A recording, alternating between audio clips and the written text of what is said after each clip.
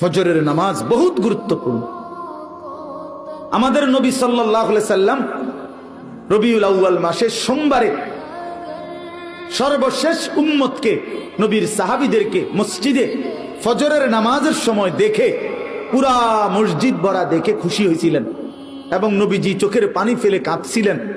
আর আয়েশা রাদিয়াল্লাহু তাআলা আনহাকে বলছিলেন, নবীজি ফজরের নামাজে সেদিন ইন্তেকালের দিন যেতে পারেন নাই, এত অসুস্থ ছিল। তো হুজরাত থেকে তাকায় তাকায় দেখছে সাহাবীরা ফজরের নামাজ পড়তেছে, সবাই মসজিদ ভরা। সেদিন নবীজির সোমবার রবিউল আউয়ালে নবীজি চোখের পানি ফেলছিলেন আর বলছিলেন, আয়েশা, আমার 23 বছরের মেহনত সার্থক। 23টা বছর আমি চোখের পানি ফেলছি, রক্ত ঝরিয়েছি, তায়েফে পেটে পাথর বাঁধছি, বিনিময়ে আমি যেমনটা চেয়েছি আমার সাহাবীদেরকে তেমন দেখলাম। ফজরের ওয়াক্তে মসজিদ ভরা দেখলাম। এরপরেই নবীজি আল্লাহর কাছে বলছে, আল্লাহ